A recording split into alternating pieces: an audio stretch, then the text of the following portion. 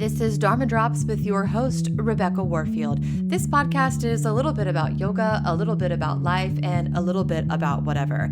And just as a warning, this podcast is unscripted, so that means I might regret a few things that I say. But hey, maybe I'll say some pretty awesome stuff too.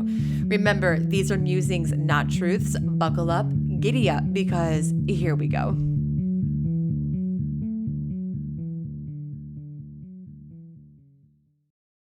Welcome back, Dharma Drops listeners. This is your host, Rebecca Warfield, and I am here, and such an honor and privilege to be here with Dr. William Mahony, known informally as Bill Mahony. He is professionally a professor of religious studies at Davidson College. How's it going, Bill? I'm just fine. Thank you, Rebecca. Thank you. Of course.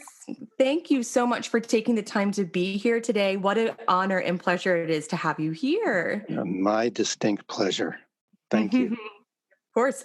So we first met, I think it was 2 years ago. I took your workshop at Longwave Yoga, and you are coming back to Longwave Yoga relatively soon in the end of March, yes? Yes. It's March 27th, 28th, and 29th. Excellent. Well, And I will I'm be looking there. forward to it. Oh, good. Yes. I will be there. Good. And so this podcast episode is partially for the Long Wave community, the Wilmington community and beyond, to learn a little bit more about what you are doing and the sort of the gist of the things that will be happening at the workshop.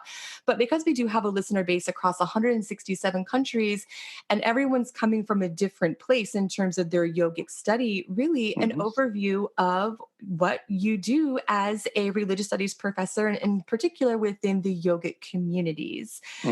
So if you don't mind sharing with the Dharma Drops audience, what was your pathway to the yogic study? How did you end up here? That's a wonderful question, and it's a kind of a continual unfolding. It goes back years, and there's much that I'd love to say about it. But I could begin by saying that even as an adolescent, or even earlier, I remember very distinctly having a sense of mystery, and what I mean by mystery is I guess actually the word mystery goes all the way back to the Greek. It has something to do with behind closed eyes.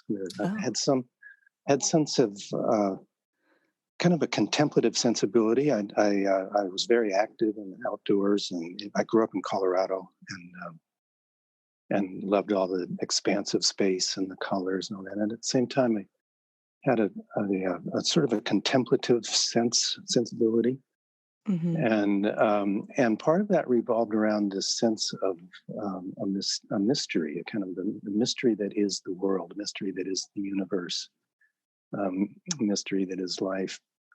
And even then, I had a kind of an intuition of, within all of the wondrous multiplicity of existence, I sensed a kind of a single power or presence that filled it all and held it all within it. And I was drawn to this kind of this mystery as I think of it. I began a formal meditation practice at about age 18 while I was a first-year student at college. I went to Williams College. Originally, it was a Zen practice, but and continued Zen Buddhist practice. And then while I was, I think as a sophomore at the college, in my second year of the university work, I read the Bhagavad Gita and the Upanishads, and particularly the Upanishads. But I had the sense, as I was reading them, this is in translation. I remember one time, as I was reading it for the first time, I felt a very deep and almost intuitive sense of connection with them. The words fairly pulsated and jumped off the page. In a way, they seem to express in words what I felt that in some way I already knew. That's something that they touched me very deeply. And I had a hard time sleeping that first night. I was just kind of so moved by these texts. So the next year, I took some time away from college and went to India for the first time. And I was 20 then, and I actually turned 21 in the Himalayan mountains. And as you know, that's a very important time in a person's life. Mm-hmm. And lots of discoveries and uncoveries and recoveries going on. I stayed for 6 months in India for that first time, and when I first got there, I felt completely disoriented. I didn't really know much about where I was, Mm-hmm. but at the same time, I felt strangely at home, and I kind of enjoyed and investigated that sensibility of being disoriented and at home at the same time. I traveled extensively to almost all regions of India, but mostly by myself, from the mountains in the far north to the Ganges River basin and the Deccan Plateau, and all the way down to the very tip of India, down in the bottom of Tamil Nadu. I bought a bicycle and rode it through the deserts of Rajasthan, jungles of Tamil Nadu, and I stayed in small farming villages and fishing villages. And my point is that I really immersed in India Mm-hmm. at that time, and was very deeply touched by it. I have returned to India, I think, some 25 times, maybe a Oh little my bit more. gosh, that's a lot. I didn't know that. Yeah, yeah. Sometimes for just a short time, maybe 2 weeks or something, but Yeah. other times for a year or more. And I found it to be a very tactile place of very vivid colors and fragrances and Mm-hmm. sounds, and Mm-hmm. it's those who've been to India will recognize what I'm saying. Yeah, I spent 3 weeks in India, and as you're talking, I'm having these like memories of my senses. Like the Hmm. smells of India and the Hmm. colors. It really taps Hmm. into all of the senses very deeply in Yeah, India. yeah. Well, I did kind of keep that in mind, because that's in part what I'd like to mention in terms of connections with yoga practice. But, um, it seemed to me also that India, my experience in India, presented to me or welcomed me or invited me into, in some way, seeing the whole range of human experience, Mm-hmm. from the most sublime to, in some ways, the most disturbing, Mm-hmm. and everything in between. Mm-hmm. And again, I was very deeply touched by it. I felt very, and continue to feel very human when I'm there, and that's a point I'd like to get back to in a bit too. But I visited many pilgrimage centers and temples and sacred sites and spiritual centers, ashrams, and things, and continued in the practice of meditation. And as I was doing this, it was like what I mentioned earlier.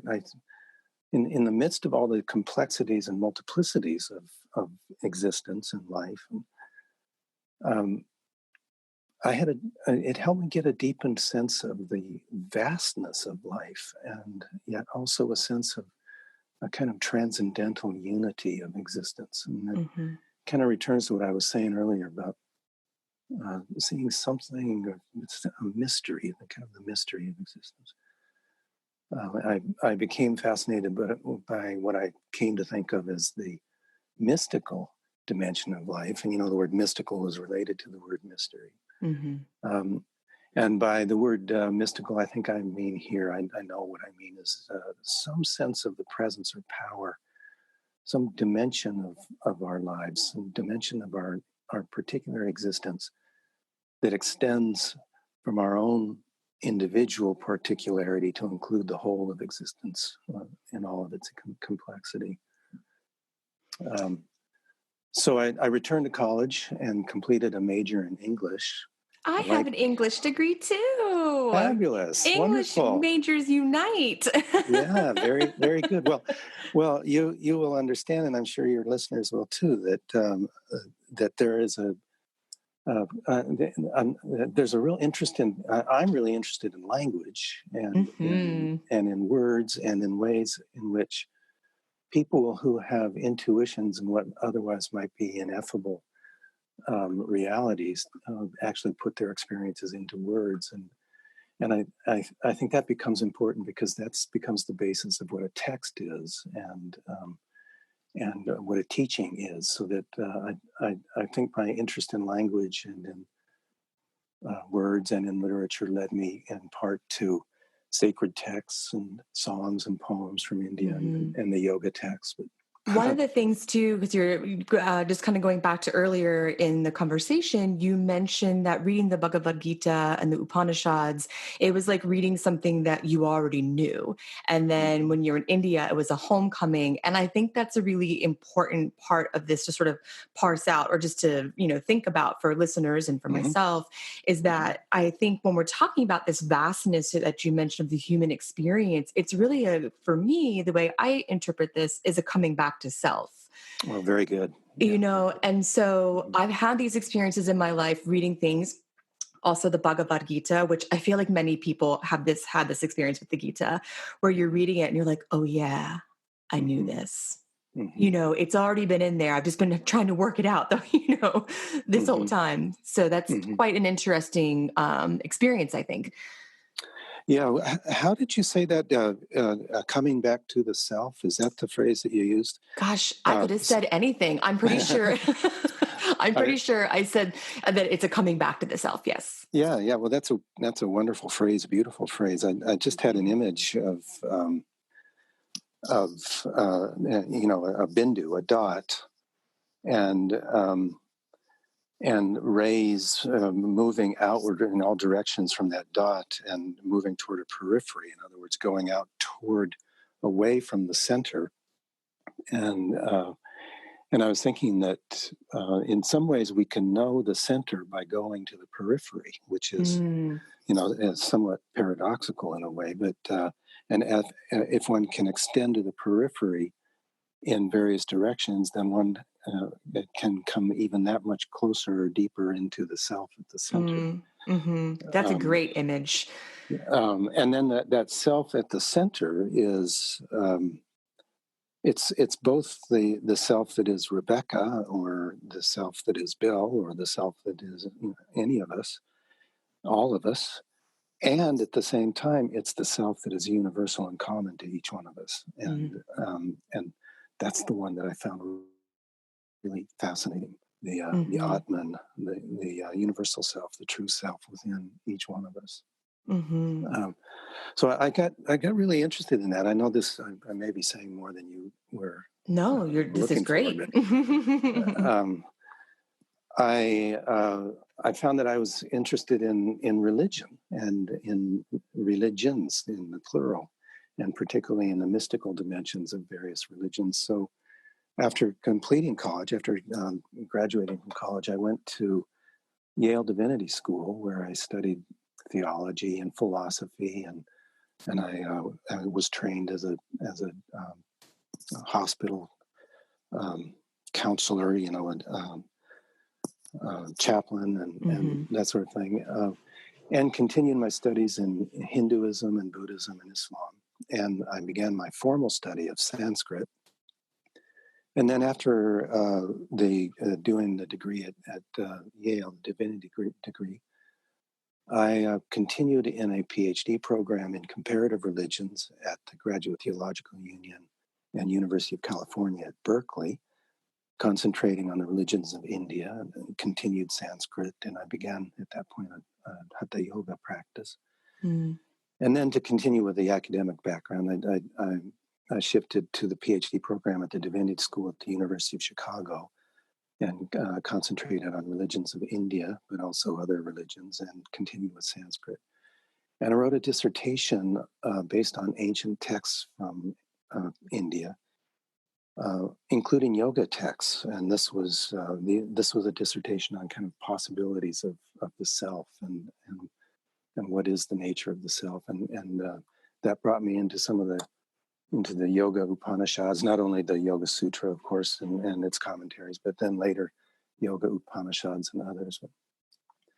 I started teaching here at Davidson and have taught now for 37 years here. Wow. Um, but going all along at the same time, I was studying in ashrams in the United States and India, and teaching there, and continued to refine my understanding of the spiritual dimension of yoga philosophy. And now, having written several books, I'm still teaching at Davidson, and find myself even more interested in this material as I move deeper and deeper into it. It's just never ends. I mean, it's just always more. I was just going to say, and the more you study, the more you realize there's more to know. Yes, Yeah.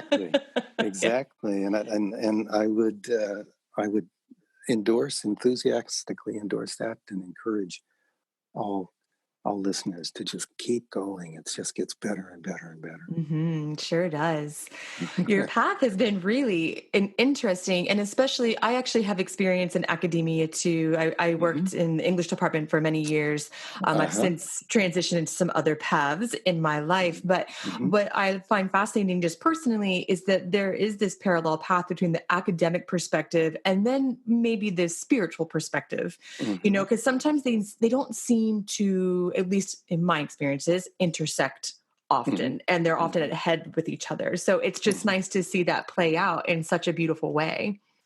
Well, I would acknowledge your experience, and also would want to say that for me, and maybe others will share this as well, but for me, it's hard to separate education in the kind of larger sense of the word education. It's hard to separate it from spiritual growth. And for me, they're sort of one and the same. And I don't feel a dissonance. Sometimes it's a little bit at odds with each other, but I don't generally feel a dissonance, and tend to I tend to look at everything in the context of spiritual teachings and spiritual understanding, and kind of inform my academic work accordingly.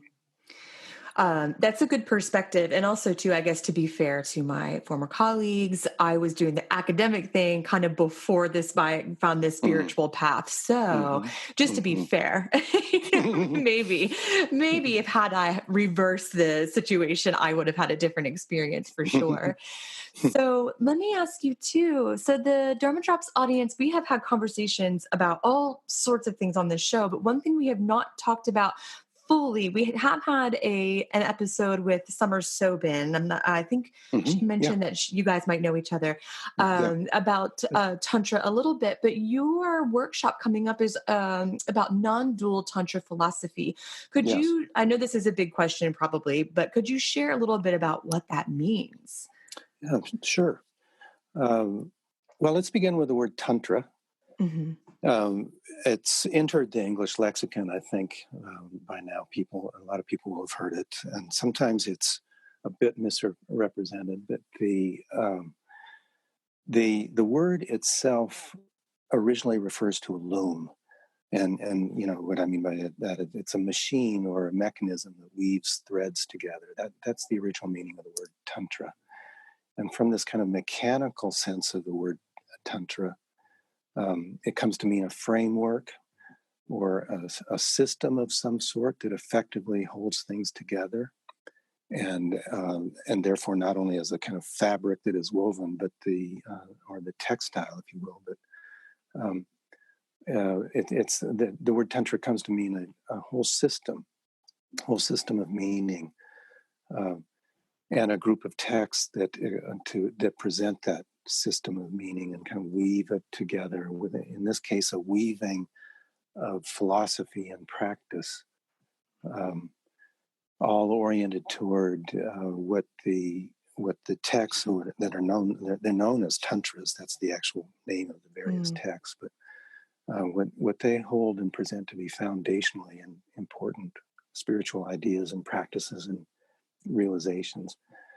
So then, based on these texts, the word Tantra comes to refer to a philosophical school or a tradition that is based on the teachings presented in these texts. Okay, so when we talk about non-dual Tantra philosophy, we can be talking about the philosophy as it's been presented in a number of texts that we can study, but also more broadly to a philosophical stance, a way of seeing things, a perspective.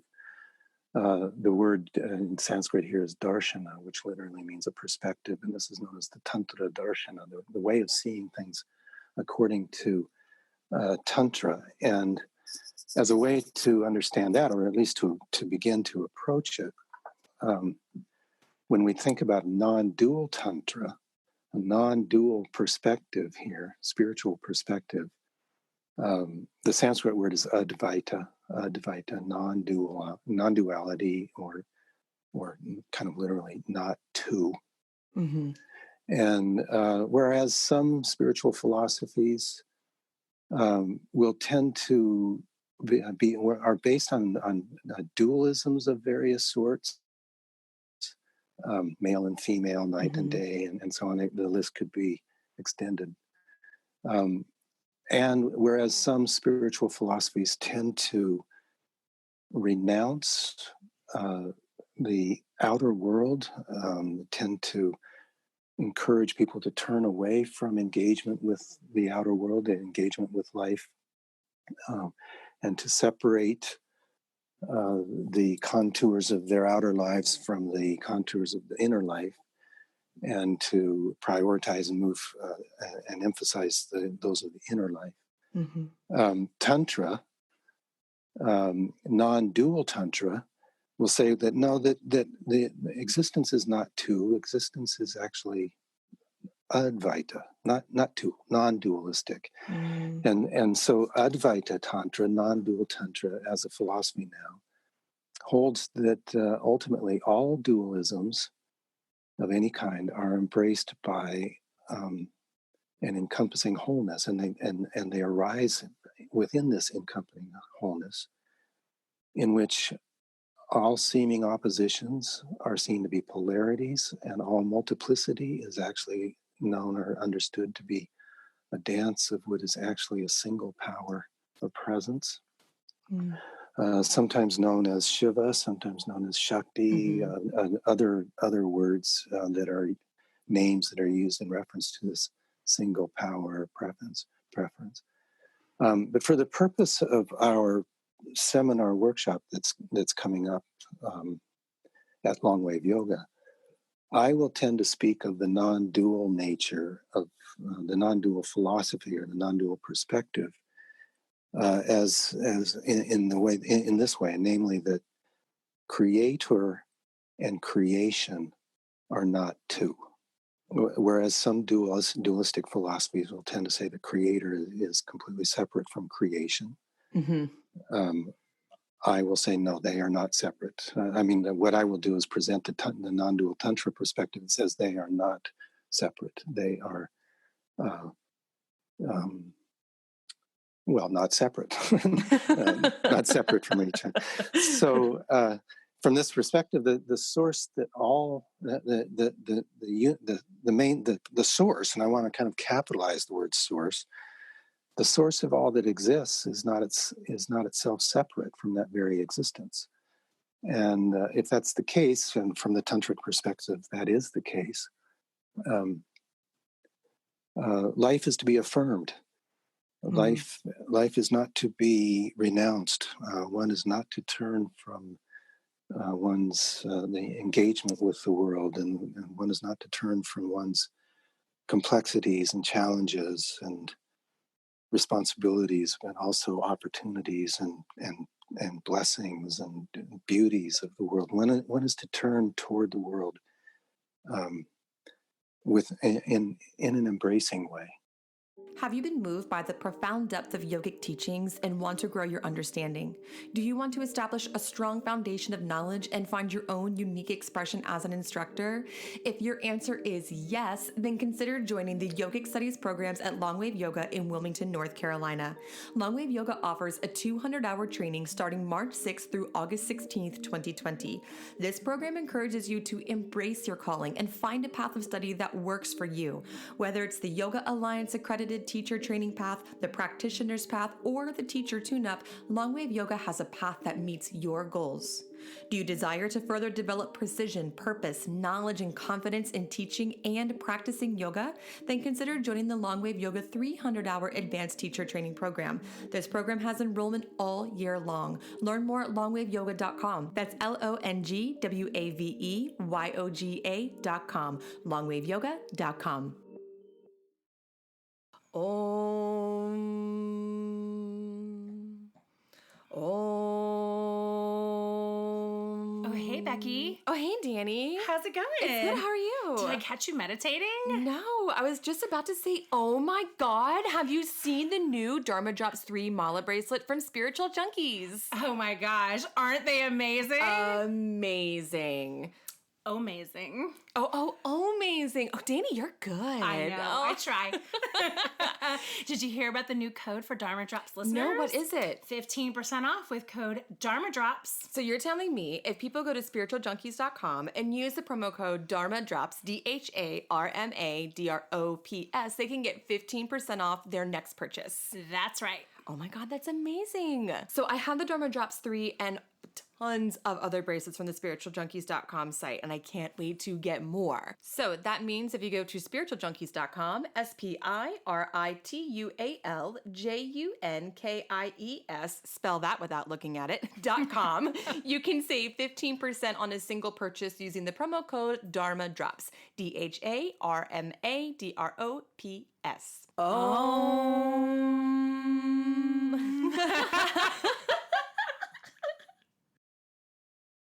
I really like the phrase turn toward the world because I feel like sometimes in my understanding of teachings, there is a lot of conversation about renouncing the world, just letting things go, moving inward, which, I mean, of course, these things aren't inherently bad practices, but I've often found that the greatest teachings and teachers of my life have been in these moments of turning toward the world and facing the challenges head on and kind of welcoming them, even if I don't really like them, just like, bringing them in and figuring out what I can learn from them.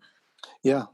Well, that's in a way a tantric perspective, and again, the word is sometimes misunderstood, but that's a tantric perspective to affirm existence, to affirm life, and all of its complexities.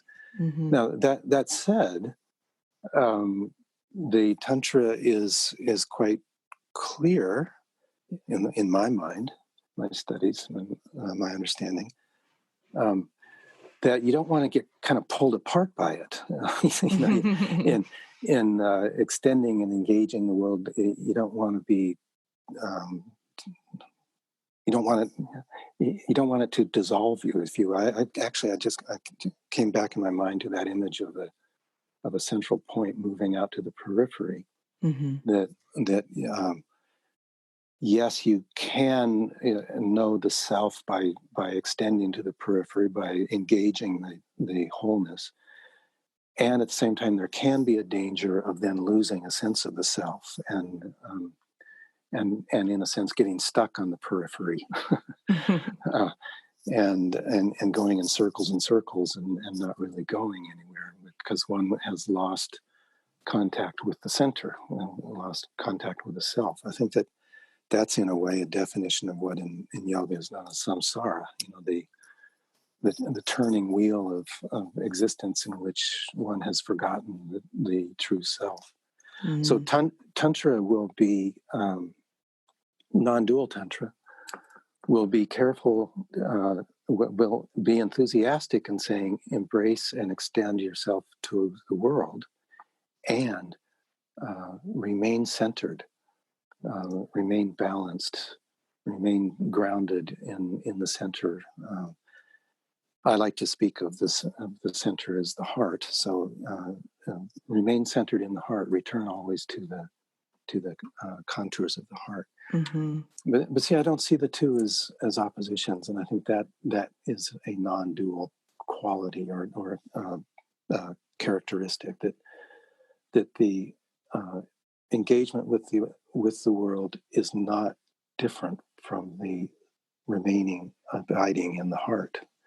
They are both spiritual perspectives that augment and refine each other. Mm-hmm. So for the yogis who attend your workshops or read your books about non-dual tantra philosophy, for those who maybe are new to this study, how does this fit within maybe the broader conversation of yoga? I know that's a big question because there's a lot of things happening in yoga, in terms of ancient texts and even modern yoga. But where does this fall into, say, the yoga practice? This meaning the kind of philosophical approach. It informs the practice. It illumines the practice. It invigorates the practice. And did I say it? It illumines? Okay. It's a way of understanding. In my mind, it's a way of understanding the practice from at once a larger and inner perspective. It moves the practice forward. I don't mean to sound negative or judgmental in saying what I'm saying, but I think sometimes there can be the understanding that yoga is basically the physical practice, right? And that's good. That's true. Asana, as people will know, is one of the ways in which Patanjali talks about the practice of yoga.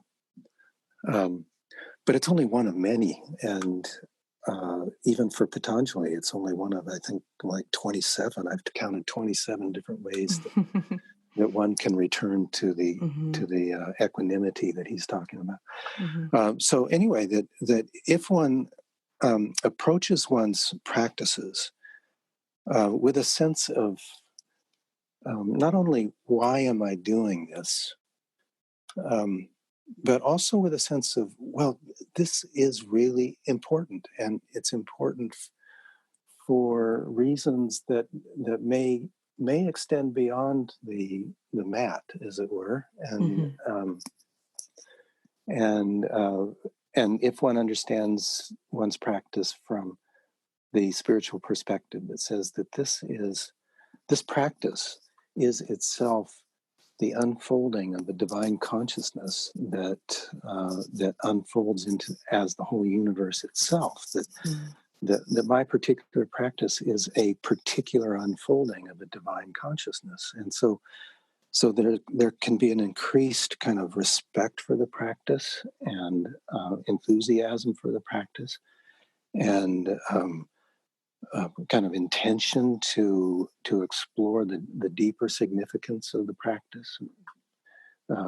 Philosophy enlivens the practice so that it becomes so much more than the physical postures. Although I do want to say, of course, that the physical postures are very, very important.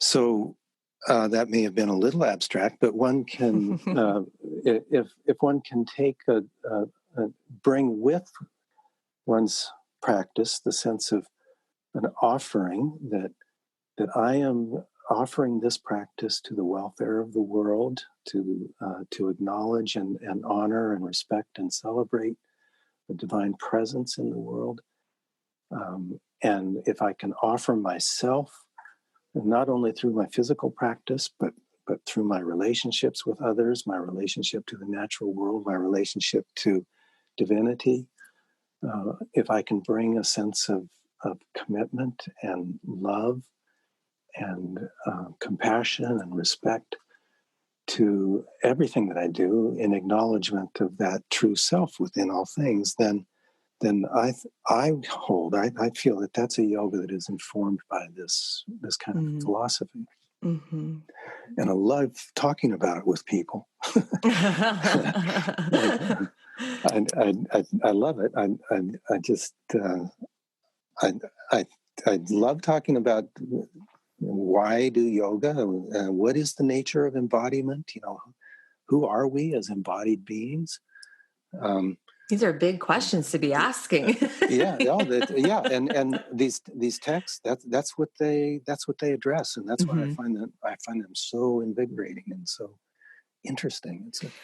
To study them is not only to look into, what are we as embodied beings, but um, why is it important to honor that embodiment, Hmm. and and how is it that we can understand more fully the energy and the source and the love that is the nature of that source. Um, Hmm. so again, it's all integrated for me. A phrase that you used just a few moments ago was divine consciousness. And Hmm. like you said, these are all integrated. But just to break things down for the Dharma Drops audience, how Hmm. would you explain what divine consciousness is? Yeah. Um, I sort of like to spell consciousness with an uppercase C, the capital C here. Um, uh, the word that it's often translated, that's an English word, of course, but it translates words like the Sanskrit word chitti and chit and other words like that. And the basic or kind of original meaning of these words had something to do with a bright, shimmering, lucid, creative quality Mm. of light. And for Tantra, um, the source of all that is, the source of all existence, the source of all being is is said to be a kind of shimmering power, a kind of lucid power of expansiveness that the tradition, the Tantra, calls chitti or chitti shakti, the power of consciousness. Um, and that this consciousness, again, I'll use the metaphor of an emanation.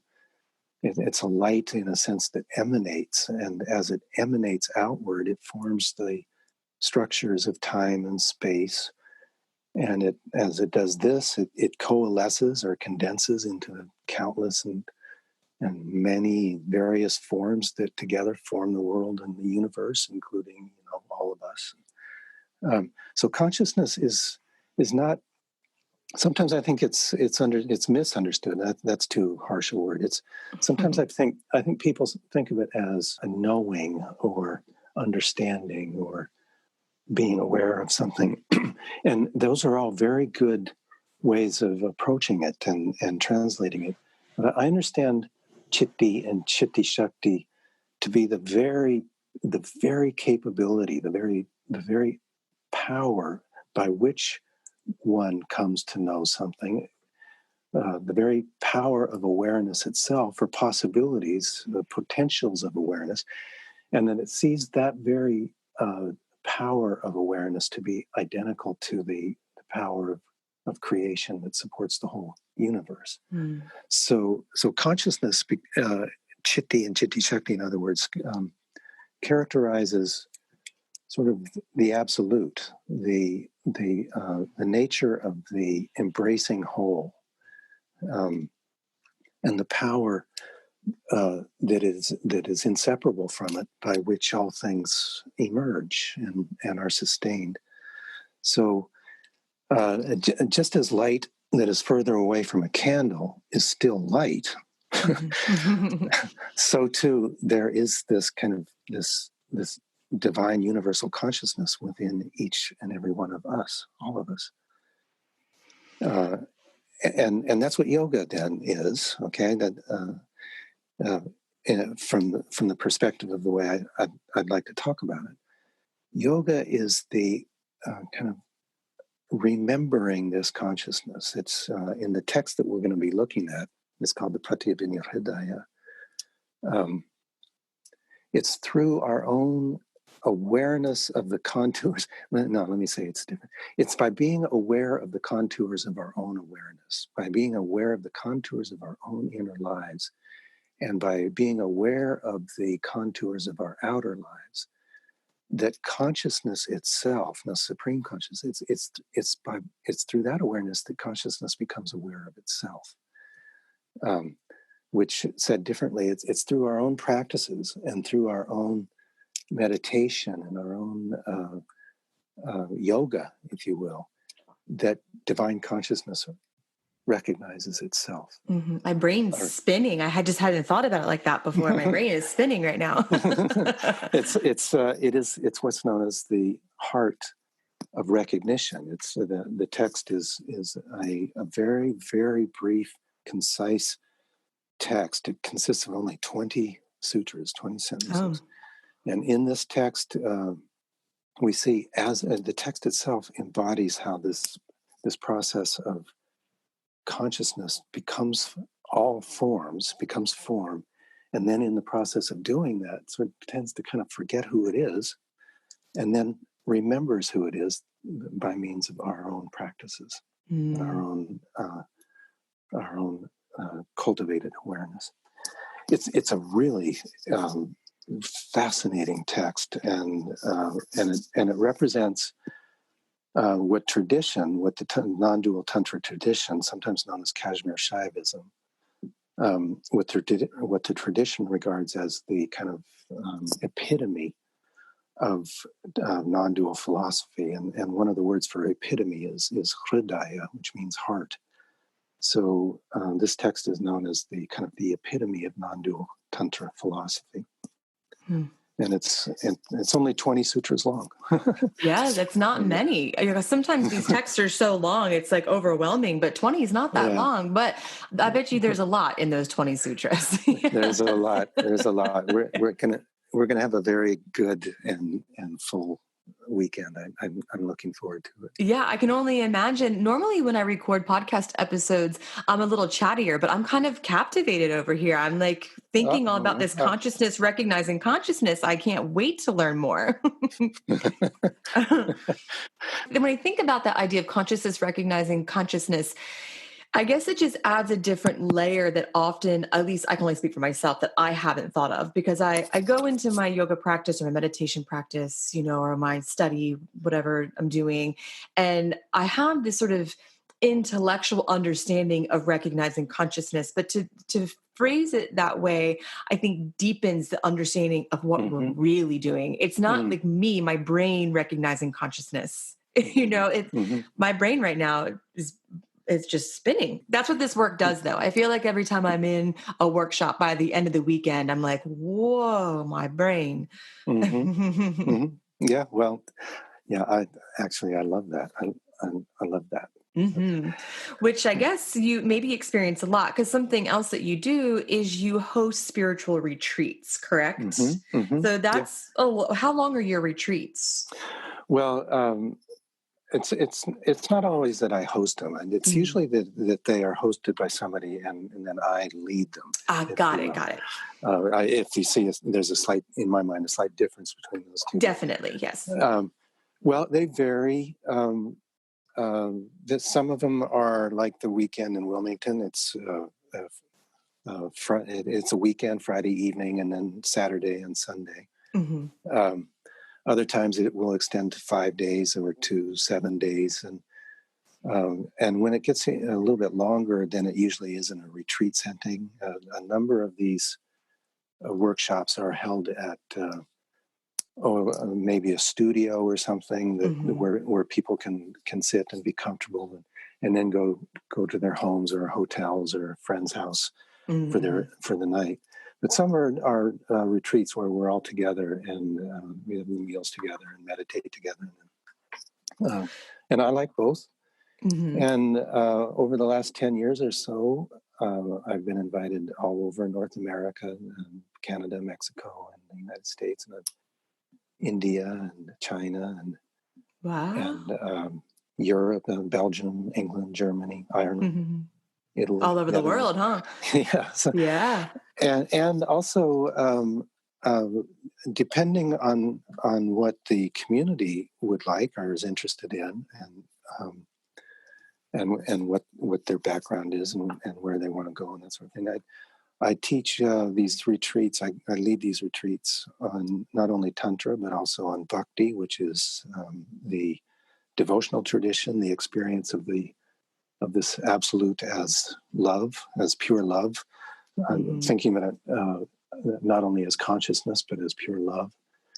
And I teach retreats based on what's known as Vedanta and other traditions, as in addition to the non-dual Tantra. There's so much there. There's so much that can inform our yoga that I love talking about all of it. It was a Bhakti weekend workshop that I took with you. And one thing that I took away that I think I have quoted you, I don't know, maybe 10,000 times in the last few years, because it blew my mind. You said, if God is love, then when we experience love, we're experiencing God. And Yes. my mind just went into like a million pieces. I had not thought of it that way, because also my relationship with this word God was very complicated for me, having a complicated childhood and a religious background. And that was such a game changer for me. And I'm just really thankful for that teaching and the ability to be able to share it, because that's just so amazing. Oh, cool. Yeah. The way that God is love, and I'm not the first to say that. You're the first to say it to me. God is love. Then love is God. I mean, and yeah, that shifts my understanding of it a bit too. So if that's the case, and I feel it is, then any time and to whatever degree we experience and express love, is to that degree and extent that we experience God. So the cultivation, expression, refinement of sentiments of love are actually very yogic, very spiritual. Yeah, and we don't have to use the word God. People are uncomfortable with it. The word has caused a lot of injury in the past. Sure. But we can use words like God or consciousness or other words like that. And some of the traditions, the yoga traditions, describe this ultimate. The nature of the ultimate self is as ananda, which is unconditional bliss, unconditional joy. And so some of the retreats and workshops that I lead are oriented toward the yogic cultivation of ananda, joy. Now thinking about our conversation in the beginning of the episode about India and this together, I feel like we should all go on a retreat to India together. Well, yeah, we can all go into retreat into our own, the temple of our own hearts too. And Yes. I think you can go on retreat wherever you are, in a way, in a sense. That's the returning to the center that we've been talking about. In fact, some of the most, I have not done a ton of yoga retreats, but the weekend workshops that I have done and like the few yoga retreats that I have been on, that's actually what I learned the most is, actually, I can do all of this every day in my regular life. You say it much more eloquently, like into our own hearts, but that I don't have, it's nice to travel, of course, and to do these things, but the work really is to be done all the time. It's all the time. All the time. Yep, Sarvada Sarvabhavena Nischanter Bhagavan. I just lost the very last part of it. Yeah, that one is to cultivate this kind of the stance of respect and appreciation and reverence for the true self within all beings. One is to cultivate that all the time without worry. Wherever one is. so wherever you are, that can be your temple or your sacred place. Bill, this has been an excellent conversation. Before we part ways today, are there any big takeaways that you would like the Dharma Drops audience to know about yogic study, non-dual Tantra philosophy, the divine consciousness? What's maybe the most important thing that we should remember? Wow. Big one, huh? Wow. Yeah. Well, I do want to affirm the understanding that study, in the best sense of the word, meditation, reflection, contemplation, reading texts, thinking about them, talking about them with others, that study is itself a yoga, and that it's a very, very important component of a larger yoga, that we can have practices on one hand and then studied and the wisdom and knowledge that comes from it on the other hand. And they are both, sometimes we hear the analogy that they're both wings of the same bird. And so I encourage people to study and to bring a sense of reflection and contemplation to their practice. And whether they do so from a non-dual perspective, or even from a tantric perspective, or from a bhakti perspective, or from name any, there are many different religious sensibilities, spiritual sensibilities around the world. To remember that life is a gift, and life is so wondrous and mysterious, even within all of the challenges and complexities, that the very fact of its existence itself is a miracle. And if we can bring that to our yoga, and sometimes it helps to go on retreat, so I would encourage people to do that. But you can go on retreat to your own heart. I think that's a great way to end it. Go on a retreat in your own heart. If folks want to find out more about your offerings or learn more about you, where can they find you? I have a website. If you want that, it's WKMAHONY.com. That stands for William K. Mahony. K is my middle initial, and then Mahony is without an E. Many people spell it with an E, but it's WKMahony.com. And I have a schedule page there. I am in the process of starting to, I'm going to be doing podcasts myself. You are? That's exciting. Well, they're different. Structurally, I envision them differently from what you're doing. So I'm not trying to intrude. No. There's all kinds of podcasts out there. Yeah, I'm envisioning it as me sharing my thoughts and reflections on the philosophy of yoga, and that's emerging. That's coming. So I envision episodes of just 15 to 20 minutes each, and covering a whole range of yoga philosophy. I'm calling it Sarvabhava, which means the entirety of one's being. Ooh, I can't wait.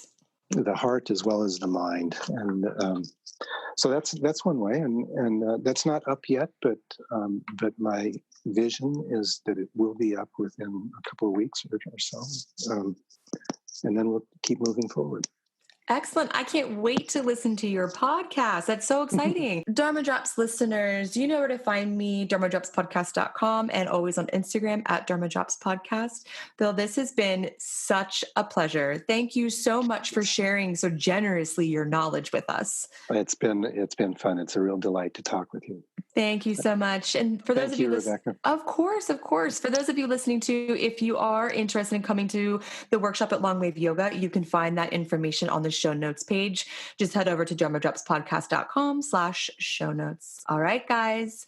Thank you so much. Bye, Bill. Bye. Bye. Take care.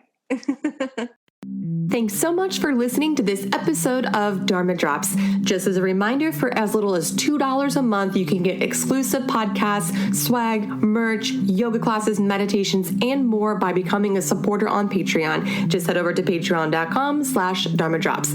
As always, don't forget to rate, review, and subscribe to Dharma Drops Podcast on whatever app you're listening on. It's a great way to show your support, as well as a great way to share the podcast with others. And to see all of the Dharma Drops offerings, including the weekly card readings, the shop, and more, just head over to dharmadropspodcast.com. All right, guys, that's it for this episode. Bye.